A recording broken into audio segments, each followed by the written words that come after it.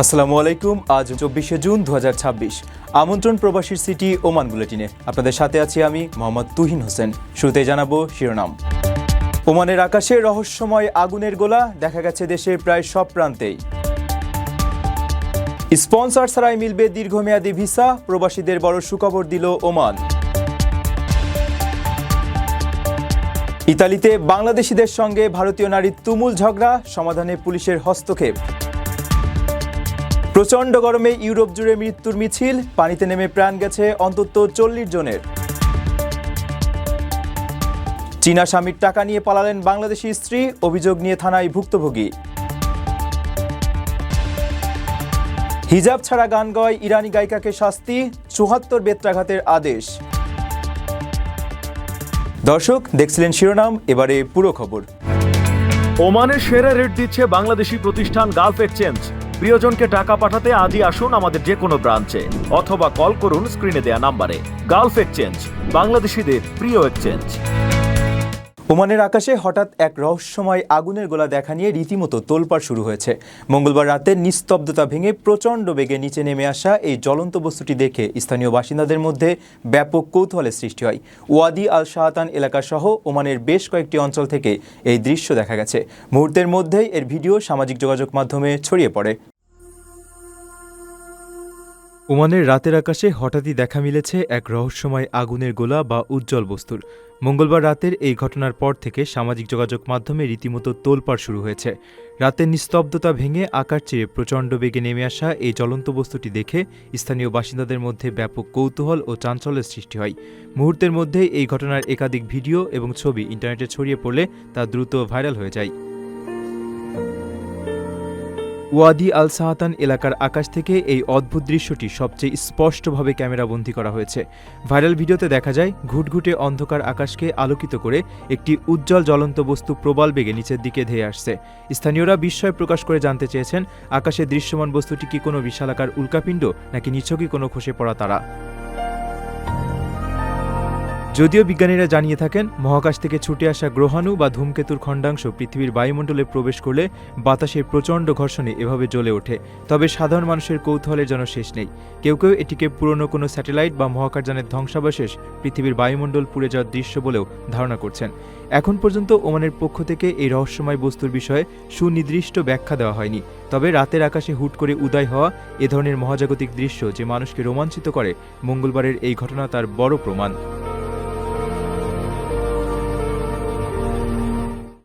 প্রবাসীদের জন্য নির্মাণ হচ্ছে দেশের প্রথম স্মার্ট সিটি, যেখানে থাকছে স্কুল, মসজিদ, হাসপাতাল, সুইমিং পুল, হেলিপ্যাড, পাঠাগার, জিম, সুপারমার্কেট, শিশু পার্ক সহ সকল নাগরিক সুবিধা।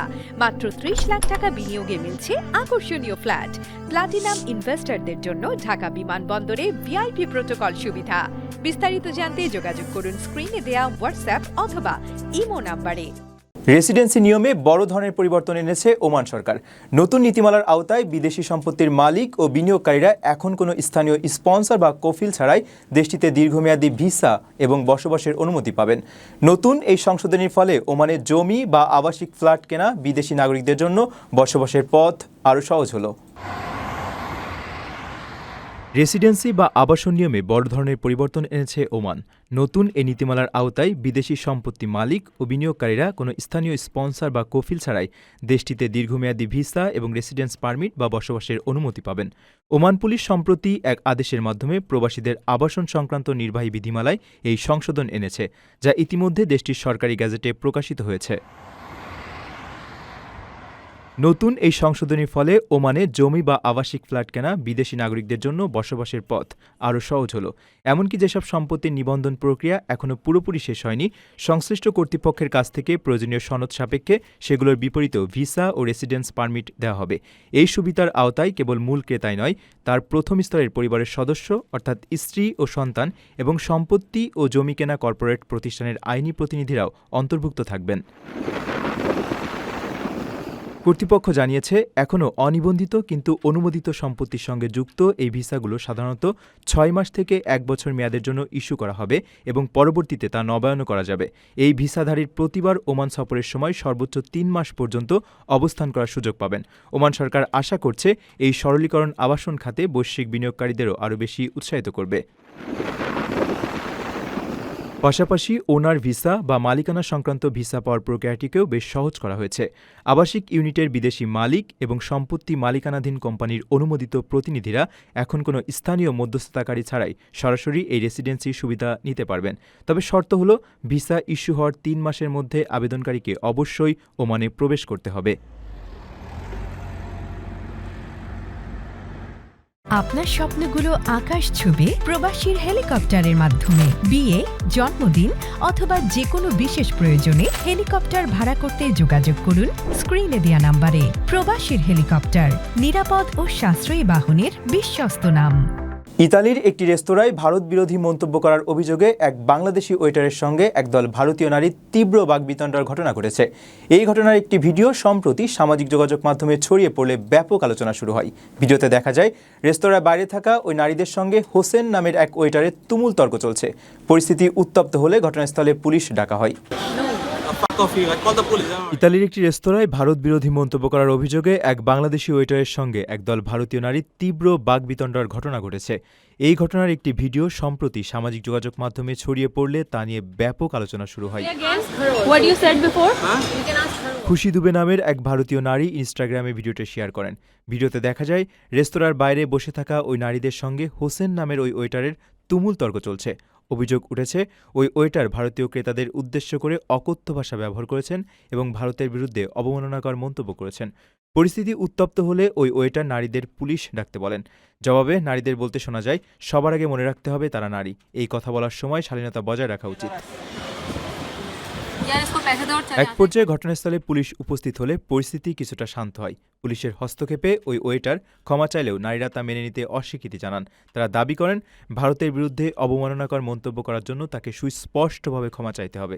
ভিডিও শেয়ার করে খুশি দুবে লেখেন, বিদেশে অনেক সময় ভারতীয়দের অযথায় দোষারোপ করা হয় এবং বৈষম্যের শিকার হতে হয়। যদিও ভিডিওতে ওই নারীকে মিথ্যা বলার পাশাপাশি আগ্রাসী হতেও দেখা গেছে।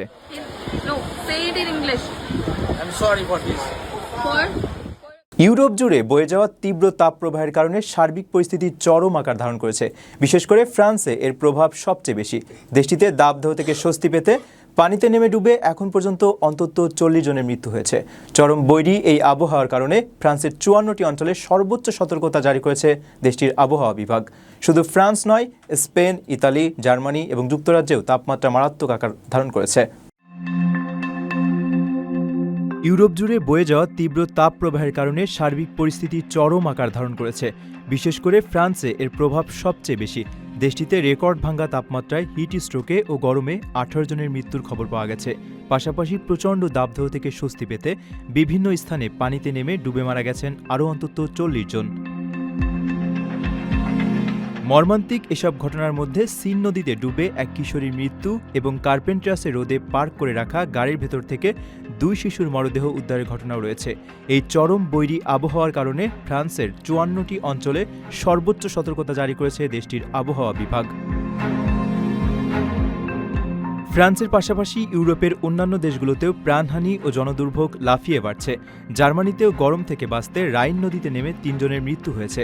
অন্যদিকে ইতালিতে রোম ও মিলান সহ 15টি শহরে রেড অ্যালার্ট জারি করা হয়েছে এবং শ্রমিকদের প্রচণ্ড রোদে কাজ করা থেকে বিরত রাখতে জরুরি শ্রম সুরক্ষা আইন পুনরায় চালু করা হয়েছে। স্পেন ও যুক্তরাজ্যেও তাপমাত্রা 39 থেকে 40 ডিগ্রি সেলসিয়াসে পৌঁছানোর পূর্বাভাস দেওয়া হয়েছে। উত্তর আফ্রিকার সাহারা মরুভূমি থেকে আসা ওমেগা ব্লক নামক উষ্ণ বায়ুর প্রভাবেই এমন অসহনীয় তাপপ্রবাহ তৈরি হয়েছে বলে জানিয়েছেন জলবায়ু গবেষকরা। কুড়িগ্রামের এক বাংলাদেশি স্ত্রীর বিরুদ্ধে প্রতারণা করে অর্থ ও গুরুত্বপূর্ণ নথিপত্র আত্মসাতের অভিযোগ তুলেছেন তার চীনা স্বামী। আন ওয়াং হয়ে নামের ওই চীনা নাগরিক গত সোমবার রাতে অভিযোগ নিয়ে ফুলবাড়ী থানায় হাজির হন। জানা গেছে ঢাকার একটি পোশাক কারখানায় চাকরির সুবাদে মোর্শেদা খাতুনের সঙ্গে তার পরিচয় হয়। গত এপ্রিলে পারিবারিকভাবে তারা বিবাহ বন্ধনে আবদ্ধ হন। আন ওয়াং হয়ের অভিযোগ, বিয়ের কিছুদিন পরই তার স্ত্রী প্রতারণার আশ্রয় নিয়ে কয়েক লাখ টাকা সমমূল্যের মার্কিন ডলার এবং বেশ কিছু গুরুত্বপূর্ণ ব্যক্তিগত কাগজপত্র নিয়ে আত্মগোপন করেছেন। কুড়িগ্রামের ফুলবাড়িতে বিয়ে করা এক বাংলাদেশি স্ত্রীর বিরুদ্ধে প্রতারণা করে অর্থ ও গুরুত্বপূর্ণ নথিপত্র আত্মসাতের অভিযোগ তুলেছেন এক চীনা নাগরিক। গত সোমবার রাতে অভিযোগ নিয়ে তিনি ফুলবাড়ী থানায় হাজির হন। তবে ঘটনাস্থল ঢাকার সাভারে হওয়ায় পুলিশ তাকে সেখানেই আইনগত ব্যবস্থা নেওয়ার পরামর্শ দিয়েছে। জানা যায় ভুক্তভোগী ওই চীনা নাগরিকের নাম আন হোয়াংওই। তার স্ত্রী মোর্শেদা খাতুনের বাড়ি ফুলবাড়ী উপজেলার ধর্মপুর এলাকায়। মোর্শেদা ঢাকার একটি পোশাক কারখানায় চাকরি করার সময় আন হোয়াংয়ের সঙ্গে তার পরিচয় হয়। এক পর্যায়ে তাদের মধ্যে প্রেমের সম্পর্ক গড়ে ওঠে। পরে গত 20 এপ্রিল পারিবারিকভাবে বিবাহ বন্ধনে আবদ্ধ হন তারা। বিয়ের পর স্বামীকে নিয়ে মোর্শেদা গ্রামের বাড়িতে এলে বিদেশি ওই বরকে এক নজর দেখতে তখন এলাকায় উৎসুক মানুষের ভিড় জমেছিল। আন হোয়াংওয়ের অভিযোগ, বিয়ের কিছুদিন পর মোর্শেদা খাতুন প্রতারণার আশ্রয় নিয়ে কয়েক লাখ টাকা সমমূল্যের মার্কিন ডলার এবং তার বেশ কিছু গুরুত্বপূর্ণ ব্যক্তিগত কাগজপত্র নিয়ে আত্মগোপন করেছেন। এ বিষয়ে ফুলবাড়ী থানার ওসি জানান, ওই চীনা নাগরিক থানার এসে ইশারার মাধ্যমে তার অভিযোগের বিষয়টি পুলিশকে বোঝানোর চেষ্টা করেন। ভাষাগত সমস্যার কারণে তার সব কথা পুরোপুরি বোঝা না গেলেও প্রাথমিকভাবে জানা গেছে যে চুরির এই ঘটনাটি ঢাকার সাভারে ঘটেছে। এই কারণে আইনি এখতিয়ার অনুযায়ী তাকে সাভার মডেল থানায় গিয়ে আনুষ্ঠানিক অভিযোগ দায়ের করার পরামর্শ দেওয়া হয়েছে। হিজাব ছাড়া লাইভ কনসার্টে গান পরিবেশন করার অপরাধে কঠোর শাস্তির মুখে পড়েছেন ইরানের জনপ্রিয় তরুণী সঙ্গীতশিল্পী পারাস্তু আহমাদি। দেশটির একটি আদালত তাকে সহ প্রযোজনা দলের 8 সদস্যকে 74টি করে বেত্রাঘাত করার আদেশ দিয়েছেন। পাশাপাশি 2 বছরের জন্য তাদের দেশ ত্যাগে এবং এই সময়ে যে কোনো ধরনের শৈল্পিক কর্মকাণ্ডে জড়িত থাকার ক্ষেত্রে নিষেধাজ্ঞা জারি করা হয়েছে। হিজাব ছাড়া লাইভ কনসার্টে গান পরিবেশন করার অপরাধে কঠোর শাস্তির মুখে পড়েছেন ইরানের জনপ্রিয় তরুণ সঙ্গীতশিল্পী পারাস্তু আহমাদি। দেশটির আদালত তাকে সহ একটি প্রযোজনা দলের 8 সদস্যকে 74টি করে বেত্রাঘাত মারার আদেশ দিয়েছেন। সংবাদ মাধ্যম দ্য গার্ডিয়ানে প্রকাশিত প্রতিবেদনে ইরানের আদালতের নথি অনুযায়ী বলা হয়েছে, কোম প্রদেশের একটি ফৌজদারি আদালত এই সঙ্গীতশিল্পীদের বেত্রাঘাত করার নির্দেশ দিয়েছেন। পাশাপাশি 2 বছরের জন্য তাদের দেশ ত্যাগে নিষেধাজ্ঞা এবং এই সময়ে যে কোনো ধরনের কর্মকাণ্ডে জড়িত থাকার ক্ষেত্রে নিষেধাজ্ঞা জারি করা হয়েছে। অনলাইনে অশ্লীল ও অনৈতিক কনসার্ট আয়োজন এবং তা প্রচারণার মাধ্যমে জনসম্মুখে শালীনতা প্রদর্শন না করার অভিযোগে এই সাজা দেওয়া হয়েছে তাদের। এর আগে 2024 সালের ডিসেম্বরে 29 বছর বয়সী এই তরুণী গায়িকা হিজাব ছাড়া একটি দেশত্ববোধক গান পরিবেশন করেন, যা পরবর্তীতে সোশ্যাল মিডিয়ার মাধ্যমে ব্যাপকভাবে ছড়িয়ে পড়ে। ভিডিওটি প্রকাশের পর কজন সঙ্গীতশিল্পীর সঙ্গে তাকেও কিছু সময়ের জন্য আটক করা হয়েছিল এবং পরে ছেড়েও দেওয়া হয়। পরবর্তীতে কর্তৃপক্ষ ভিডিওটি প্রকাশের বিরুদ্ধে একটি আনুষ্ঠানিক মামলা করে। দর্শক দেখছিলেন প্রবাসীর সিটি নিবেদিত প্রবাস টাইম বুলেটিন। শেষ করার আগে শিরোনামগুলো জানিয়ে দিচ্ছি আরও একবার। ওমানের আকাশে রহস্যময় আগুনের গোলা দেখা গেছে দেশের প্রায় সব প্রান্তেই। স্পন্সর ছাড়াই মিলবে দীর্ঘমেয়াদী ভিসা, প্রবাসীদের বড় সুখবর দিল ওমান। ইতালিতে বাংলাদেশিদের সঙ্গে ভারতীয় নারীর তুমুল ঝগড়া, সমাধানে পুলিশের হস্তক্ষেপ। প্রচণ্ড গরমে ইউরোপ জুড়ে মৃত্যুর মিছিল, পানিতে নেমে প্রাণ গেছে অন্তত 40 জনের। চীনা স্বামীর টাকা নিয়ে পালালেন বাংলাদেশি স্ত্রী, অভিযোগ নিয়ে থানায় ভুক্তভোগী। হিজাব ছাড়া গান গাওয়ায় ইরানি গায়িকাকে শাস্তি, 74 বেত্রাঘাতের আদেশ। এই ছিল প্রবাসীর সিটি নিবেদিত প্রবাস টাইম বুলেটিনের আজকের আয়োজনে। প্রবাসের সর্বশেষ সংবাদ পেতে ভিজিট করুন probastoime.com। সাবস্ক্রাইব করুন আমাদের ইউটিউব চ্যানেল এবং চোখ রাখুন ফেসবুক পেজে। পরবর্তী বুলেটিন দেখার আমন্ত্রণ জানিয়ে আজকের মতো বিদায় নিচ্ছি আমি মোহাম্মদ তুহিন হোসেন। সেই পর্যন্ত সবাই ভালো থাকবেন এবং নিরাপদে থাকবেন। আল্লাহ হাফেজ।